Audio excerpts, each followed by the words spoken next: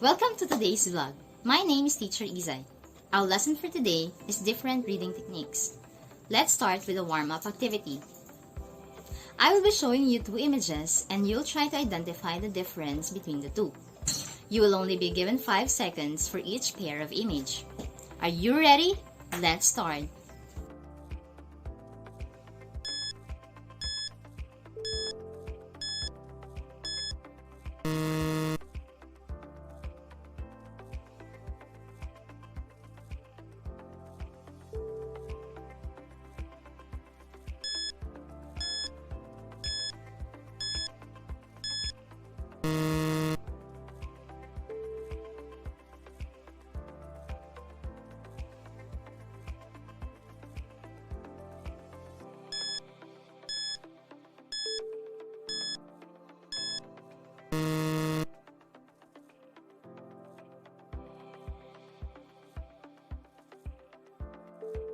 How do you find the activity?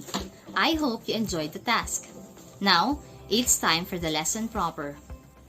Reading is a method of communication that enables a person to turn writing into meaning. It allows the reader to convert a written text into a meaningful language with independence, comprehension, and fluency, and to interact with the message. As a student, there are lots of readings that you need to do. Research, analysis, reviews, reports, and other related materials. Let me introduce you to reading techniques, and I hope this will be helpful for you. There are 4 different reading techniques according to Carl MacDonald. 1. Skimming, 2. Scanning, 3. Intensive reading, and 4. Extensive reading. Let's discuss each one of them. Let's start with number 1, skimming. It is sometimes referred to as gist reading. Skimming may help in order to know what the text is about at its most basic level. Skimming is useful when your goal is to preview the text to get a better idea of what it is about. It is trying to glance over the material to grasp the main idea. This strategy makes it much easier to recall what you're about to read. You have to establish the objective, what do you need from the material, next main idea, what is the main message of the piece, and supporting data. How can you prove that the main idea of the material? When you're about to get only the main idea of the text or what is the text about, you will read quickly when you do quick research and even reading reviews. This technique is not advisable for reading novels, research paper, and contracts because you could miss vital details. Number 2, scanning. It involves getting your eyes to quickly scuttle across sentences and is used to get just a simple piece of information. It involves looking only for specific information, such as keywords, numbers, names, while omitting other details. There are 3 things that you need to process in your mind before scanning a material. First, objective. What are you looking for? Second, type of material to be scanned. Where can you get the information needed? Lastly, layout. How is this information in this material arranged?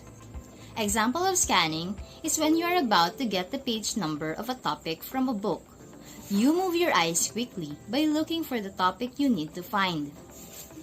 Another example, when you have a travel guide in your hand, you scan which place you want to visit, buying the things in our list in the grocery store, and even choosing meal in a restaurant. Number 3, intensive reading. This type of reading helps readers understand vocabulary by deducing the meaning of words in context. It is the most time-consuming of all the reading techniques.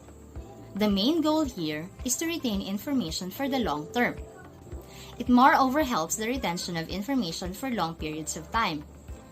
And knowledge resulting from intensive reading persists in your long-term memory.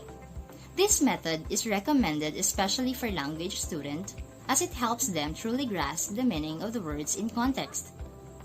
It is also great for analyzing reports and detailed research. Number 4, extensive reading. Extensive reading involves reading for pleasure because there is an element of enjoyment in extensive reading. You choose your own material, your pace, as well as how you'll interpret the content of what you've just read. This strategy is great not only for fiction works, but also if you want to improve your writing and expand your vocabulary. It helps develop a reader's interdependence, comprehension, and general knowledge. You read extensively when you have free time. There's no rule set or trick to this one because you're just reading for fun. Read what you want, when you want to, and at your own speed. Select from various materials like novels, magazines, blogs, Wattpad, or even street signs. These are good skills to have, especially in our dynamic, connected world today. Sometimes, one method can evolve into another based on the person's learning style.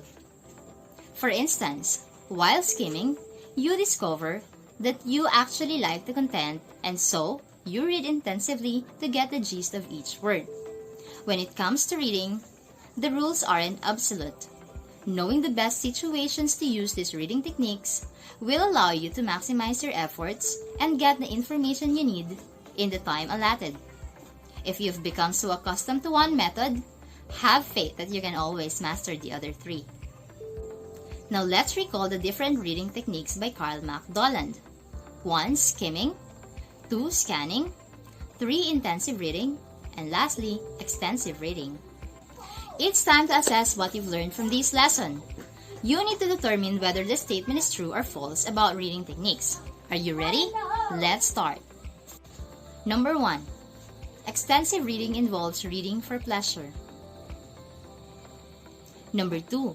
The main goal of intensive reading is to retain information for the long term. Number 3. Skimming referred to as gist reading. Number 4.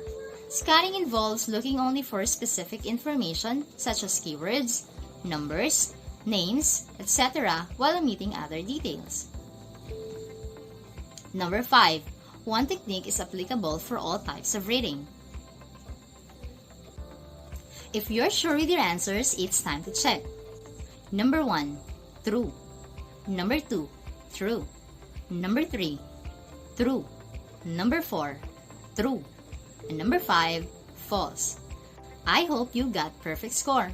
Congratulations!